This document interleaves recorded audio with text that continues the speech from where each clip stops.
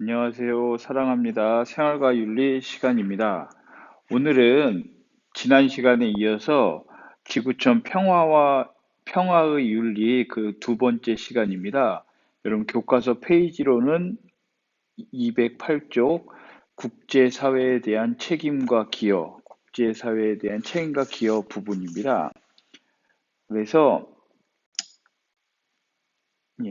여기거든요. 국제사회에 대한 책임과 여러분 교과서 208쪽. 특히 이 부분에 있어서는 우리가 한 번쯤 1학기 때부터 배워온 중요한 세 사람이 나와요. 싱어, 롤스, 노직. 이제 이 세 사람이 해외 원조를 어떻게 해야 하는가에 대해서 관점이 다 다릅니다. 그래서 제가 지난번에도 한번 말씀드렸을 텐데 모의고사나 대학 수학능력 평가에서 어, 간혹 출제되는 몇 번이나 출제되었던 요 세 사람의 해외 원조의 관점이 출제된 사례가 있습니다. 여러분 교과서 209쪽에 뭐 만화로도 그려져 있는데요. 그래서 오늘 배울 요 내용의 핵심은 해외 원조 그 왜 해야 하는가, 그 윤리적 근거, 그리고 어떻게 해야 되는가를 지금 얘기하는 싱어, 롤즈, 노지게 이 세 사람의 관점을 이해하면 오늘 학습 목표를 달성할 수 있을 것입니다. 이제 그것과 관련돼서 먼저 이 세계화라는 이 관점을 먼저 이해해야 되냐? 왜냐하면 어, 지금 해외 원조 쌤이 이 세 사람이 해외 원조를 어떤 윤리적 관점에서 주장하느냐, 그리고 왜 도와야 하느냐, 이제 이게 중요하다고 얘기했잖아요. 근데 그게 나오게 된 그 가장 근원적인 배경이 이제 세계화라는 말이에요. 지금 무슨 말이냐? 한 나라 안에 많은 사람들이 모여 사는데 그냥 그 나라 안에서 그 나라 국민끼리 사람들끼리 지지고 볶고 살면 그만일 텐데 라고 생각했겠죠, 옛날엔. 근데 지금은 그런 시대가 아닙니다. 그렇기 때문에 한 나라가 옆 나라, 우리나라도 마찬가지죠. 이제 경제면에 있어서 수출이 주된 어떤 그 국가 수입의 원동력이잖아요. 따라서 다른 나라와의 어떤 관계를 어떻게 유지하고 다른 나라에서 어떤 일이 일어나는지 이런 것과 우리나라의 어떤 국민들의 이익과 서로 연관돼 있다라고 하는 겁니다. 그러한 어떤 생각들을 갖게 된 대표적인 개념이 이 세계화라는 말 속에 담겨 있어요. 그래서 이 세계화를 이제 어떻게 바라볼 것인가, 즉, 이 세계화를 이제 긍정적으로 바라보는 측면이 있고 아니다 부정적으로 바라보는 측면이 있어요. 그래서 먼저 세계화라는 의미는 국제사회의 상호 의존성이 증가한다. 따라서 세계가 즉 모든 나라가 긴밀하게 연결된 사이로 통합되어 가는 현상. 이 통합된다라는 의미가 그냥 나라와 나라의 국경을 없애고 이런 개념이 아니죠. 이제 자유롭게 서로의 이익을 추구한다. 그래서 이제 연결된다, 긴밀하게 그런 의미입니다. 이건 이제 긍정적인 측면으로 세계화를 보는 입장은요, 기업들이 국제적 경쟁력을 갖추고 생산성을 높이기 위해 노력함으로써 경제 발전에 기여한다. 즉, 대기업이나 중소기업이나 물건을 만들어서 팔아야 이득이 나잖아요. 근데 이제 시장이, 즉, 예, 즉, 그냥 자국민, 우리나라 같은 경우 대한민국 안에서만 물건을 판다. 한정돼 있잖아요. 그거보다 전 세계 사람들에게 물건을 판다. 특히 저는 이제 세계화 관련돼 제가 고등학교 때 배웠던 그때 이제 뭐 내용 자체는 많이 기억이 안 나지만 요구하는 기억나요. 그때 사회 선생님이 예를 들어 뭐 고무신을 만들어 우리나라 사람한테 한 켤레씩 파는 것과 중국 사람들한테 한 켤레씩 파는 건 그 이익의 어, 정도가 굉장히 다르다. 그만큼 이제 중국은 인구가 많기 때문에 지금 무슨 얘기냐? 기업들이 물건을 만들어서 전 세계에 팔 수 있다라고 하면 어마어마한 이득이 나겠죠. 결국 이런 걸 가능하게 하려면 세계가 하나의 시장이 될 수 있는 그래서 그러기 위해선 우리나라 사람들을 만족하는 물건을 만들지만 중국 사람도, 미국 사람도, 인도 사람도 만족하는 물건을 만들어야 팔릴 거 아니에요. 그래서 그런 것들이 이제 기업의 경쟁력을 높일 수 있다라고 하는 겁니다. 두 번째, 소비자는 다양한 상품의 선택 기회를 갖게 된다. 그렇죠. 바꿔 말하면 소비자 입장에서 보면은 우리나라 상품만 사던 것을 미국 상품도 중국 상품도 살 수 있게 되는 겁니다. 그러다 보니까 생산자는 더 넓은 시장에서 제품을 팔 수 있게 된다. 세 번째, 환경, 난민, 인권 문제 등 전 지구적인 문제를 전 지구적인 문제를 해결하고 보편적 가치를 보장하기 위해 국제 협력이 이제 이루어진다. 세계화를 하면 특히 그렇죠. 이제 환경 문제 같은 경우는 한 나라만의 문제가 아니에요. 맞죠? 그다음에 이제 보편적 가치라면 예, 사랑, 평화 이제 이런 걸 해결하기 위해선 한 나라만의 노력으로는 되지 않는다. 그렇기 때문에 세계화를 추구해야 된다라는 입장입니다. 세계 여러 나라의 문화가 교류됨에 따라 다양한 문화의 공존과 질적 향상이 이루어진다. 그쵸? 우리나라는 여기에 굉장히 큰 예, 수혜를 잇고 있습니다. BTS라고 하는 그쵸? 어, 그룹이 전 세계에서 최고의 어떤 인기를 누리고 있잖아요. 이런 것들이 다 세계화를 통해서 가능해진 것이다. 긍정적인 측면입니다. 그런데 세계화는 우리가 지금 얘기하는 장밋빛 긍정만 있느냐? 아니다. 즉 부정적인 요인도 있다. 자, 그러면 세계화를 그럼 반대하겠죠. 부정적인 측면에서 그 이유가 뭔지 알아보겠습니다. 첫 번째, 자본과 기술을 보유하고 있는 선진국이 경쟁에서 유리해져서 국가 간의 빈부격차가 심화된다. 이게 가장 큰 이유예요. 당연히 지금 전 세계에서 선진국이라고 하는 나라들, 여러분 머릿속에 그려질 거예요. 대표적으로 뭐 미국, 중국, 뭐 유럽의 이런 나라들. 그래, 우리 국가 간의 경계를 없애고 서로 자유롭게 무역을 하자라고 했을 때 이미 힘을 제도적 기술을 갖고 있는 나라들은 굉장히 유리하겠죠. 반면에 이제 막 출발하려는 나라들은 그만큼 불리할 거예요. 그런 의미에서는 야, 세계화는 결국 선진국의 이익을 반영하기에 만들어 놓은 거 아니니? 라고 이렇게 반대할 수 있습니다. 두 번째, 다른 나라의 경제 위기로 국내 경제가 위험에 노출되는 등 국가 간 상호 의존도가 심화된다. 무슨 얘기냐? 예전에 국가 간의 교류가 적었을 땐 예를 들면 A라는 국가에 뭐 여러 가지 이유가 되겠지만 뭐 내전이 일어난다든지 아니면 경제적 어려움이 있다. 그러면 그냥 A 나라의 문제였고 A 나라만 뭐 망하고 이렇게 됐어요. 그런데 이런 세계화를 통해서 많은 나라들이 서로 연결되다 보니까 이 A 나라가 어떤 어려움을 겪으면 거기에 연관돼 있는 다른 B, C, D 다른 나라들도 어려움에 겪는 거예요. 실제 여러분들 뭐 외환 위기 사태 한 번쯤 들어봤을 거예요. 뭐 미국의 서브프라임 모기지 사태 이런 것들이 대한민국에도 굉장히 큰 영향을 줬어요. 그렇기 때문에 이건 세계화의 부정적인 측면이다. 세 번째, 세계적 문화 교류는 각 지역이나 나라의 고유 정체성을 약화시킨다. 그렇겠죠. 이제 BTS가 전 세계로 뻗어나가는 건 좋은데 젊은 층이 그럼 BTS만 열광해. 그럼 그 나라의 자국에 있었던 기존의 문화는 그만큼 쇠퇴하겠죠. 잊혀지겠죠. 그러다 보면 없어질 수도 있다는 거예요. 그런 문제점이 있다. 네 번째, 특정 국가의 권리와 보편 윤리로서 인권이 충돌할 가능성이 커진다. 무슨 얘기냐? 세계에는 다양한 인종들이 있어요. 다양한 종교들이 있어요. 다양한 문화들이 있어요. 그런데 이제 그런 것들이 상호 교류하다 보면 당연히 그 사이에서 충돌이 일어날 수 있겠죠.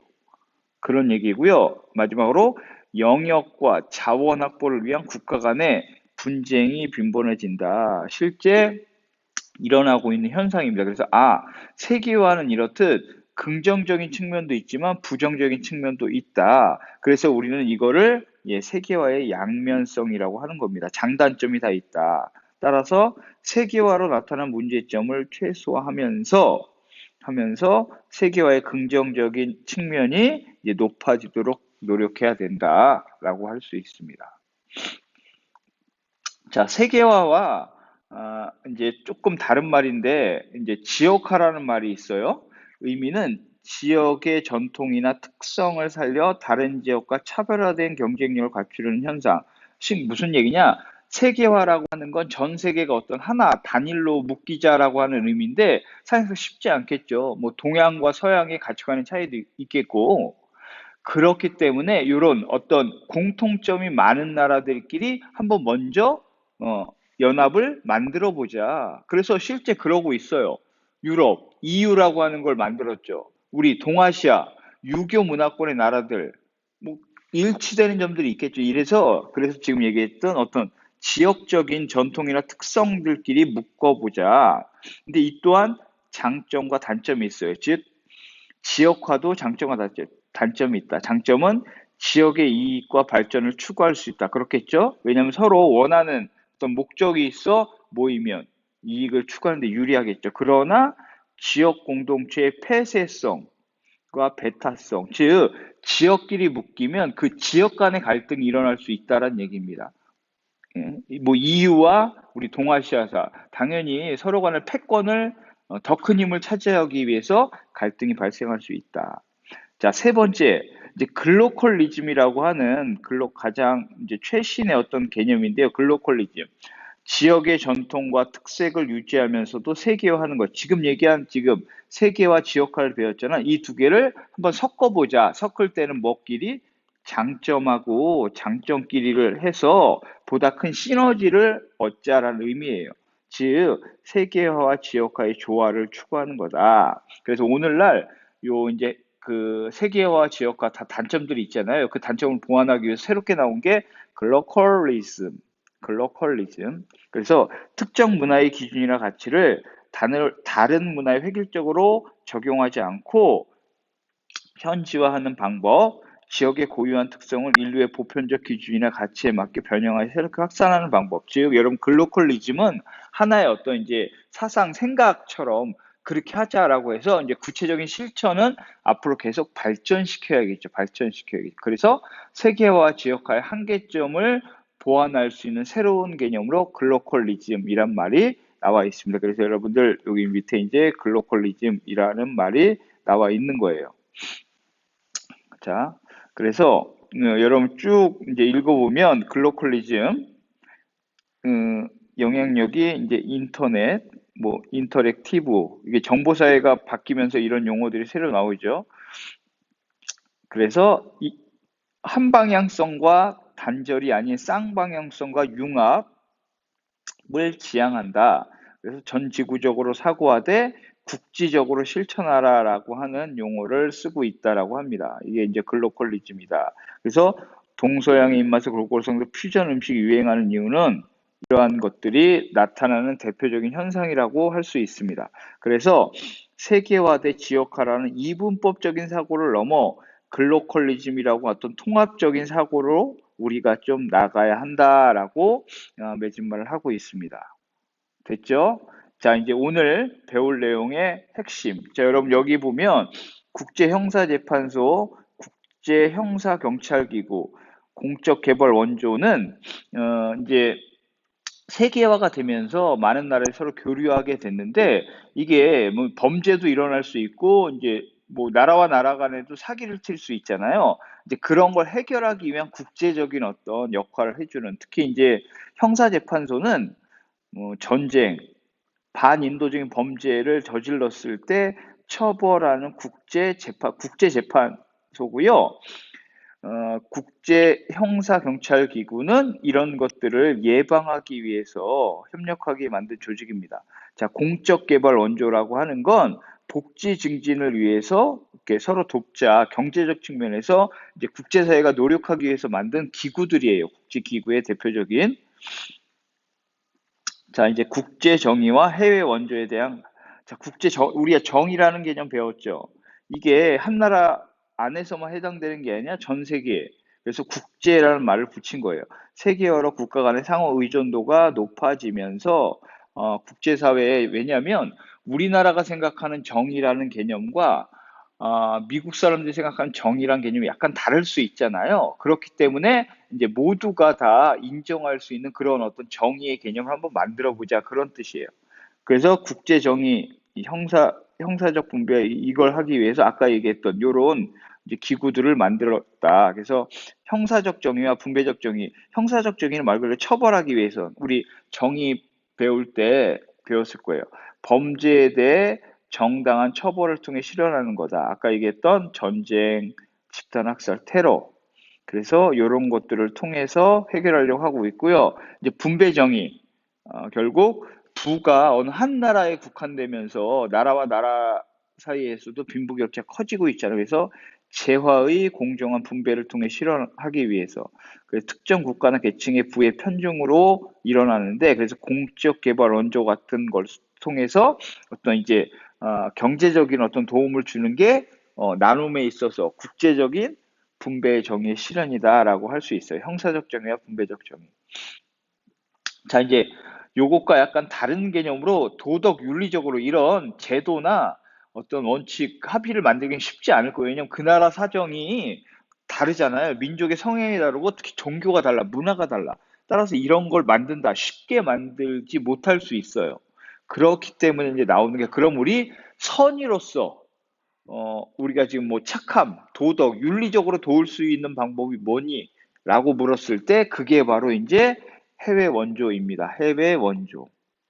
그래서 대표적인 이제 세 사람 여러분, 노직, 싱어, 롤즈 요 세 사람을 꼭 기억해야 합니다. 먼저 노직, 우리가 정의론 배울 때 노직은 최소국가란 걸 얘기했어요. 무슨 얘기냐? 개인이 노력해서 취득한 건 개인 거다. 그걸 국가가 재분배하는 건, 예를 들면 세금을 걷어서 못 사는 사람 더 나눠주는 이런 건 옳지 않다라고 주장했어요. 마찬가지야. 국제적 관계에서도 해외 원조 볼게요. 노직. 자유시장주의예요. 노직은 정당한 절차를 통해 취득한 재산에 대해 개인은 배타적 소유권, 그 어떤 누구도 간섭하지 못하는 고유의 권한을 갖는다. 처분, 이것도 개인의 선택에 달려 있어. 따라서 개인이 자발적으로 자신의 부를 빈곤으로부터 고통받은 사람을 위해 사용할 수는 있지만 도울 수 있어. 근데 해외 원조라 기부를 실천할 윤리적 의무는 없다. 핵심이 이거예요. 의무사항이 아니라 윤리적 의무가 아니다. 그건 개인의 자유다. 자유. 개인의 자유. 그래서 원조를 자율적 선택의 문제를 보기 때문에 빈곤 문제를 해결하기는 한계가 있다. 그렇겠죠. 왜냐하면 하고 싶은 사람만 할 거 아니에요.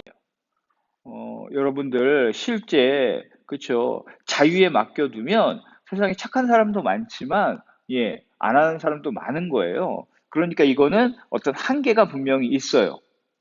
있어요. 자, 반면에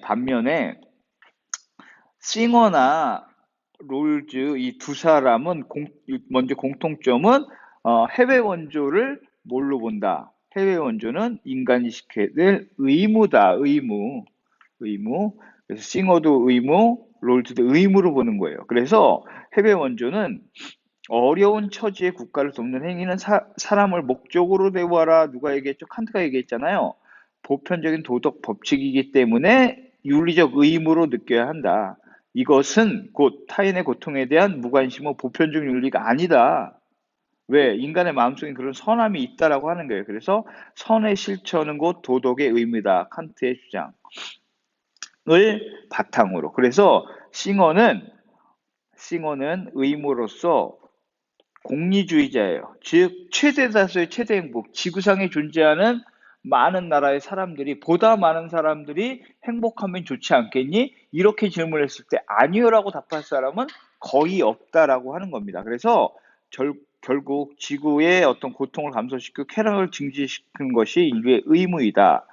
그러한 방법으로 원조를 통해 얻는 이익이 클 경우 어떤 공동체의 구성원인지 관계없이 도움을 주어야 한다. 즉, 우리가 다른 나라를 도왔을 때 전체 행복은 증가할 거 아니에요. 그럼 도와야 된다는 거예요.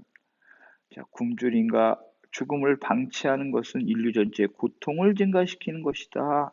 그래서 이건 세계 시민주의적 관점, 지구적 차원에서 원조를 강조합니다. 자, 싱어는 우리가 지금 보편적으로 아는 그런 어떤 원조의 개념을 쓰고 있어요. 근데 롤즈는 달라요. 롤즈는 달라. 뭐가 다르냐? 자, 롤즈가 주장하는 원조의 핵심은 원조의 목적. 불리한 여건으로 고통받는 사회를 질서 정연한 사회. 자, 여러분 롤즈 해외 원조하면 요거 꼭 기억해야 돼. 질서 정연한 사회. 질서 정연한 사회는 누구다? 질서 정연한 사회는 무조건 롤즈다. 자, 롤즈는 원조의 목적이 단순히 배고픈 사람 빵 하나 더 주는 게 아니다. 그것보다 더 중요한 게 있다. 그것도 물론 빵 하나 돕는 게, 그 사람한테 현재 지금 당장의 이득은 줄 수 있지만 더 중요한 건 그 나라를 질서 정연한 사회로 만들어 줘야 한다는 겁니다. 질서 정연한 사회로 진입한 이후에는 그 사회가 여전히 상대적으로 빈곤할지라도 더 이상 원조를 하지 않는다. 무슨 얘기냐? 그 나라 국민들이 배고파하는 이유가 있겠죠. 그 이유를 찾아서 그걸 먼저 고쳐주자는 얘기예요. 근데 그렇게 이제 고쳐줘서 시스템을, 예를 들면 독재 국가가 있어. 그럼 그 독재를 물리치고 자유민주주의 사회를 만들어줬다 이거야. 그럼 원조는 끝이에요. 왜? 여전히 경제력은 하루아침에 바뀌는 게 아닐 거 아니에요. 하지만 그건 시간이 지나면서 나아진다. 그렇다라고 나아질 때까지 계속 도울 필요는 없다. 즉, 질서 정연한 사회가 되면 더 이상 원조를 안 해도 된다. 비록 그 사회 국민들이 현재 배고픔에 죽어가는 사람들이 있다 치더라도 가장 중요한 이유는 왜냐? 나라마다 복지 혜택은 다를 수 있잖아요. 그렇기 때문에 그 기준을 잡기는 쉽지 않다는 거야. 그래서 롤즈의 핵심은 그 사회를 질서 정연한 사회로 만들어주는 게 핵심이다. 그래서 다시 한번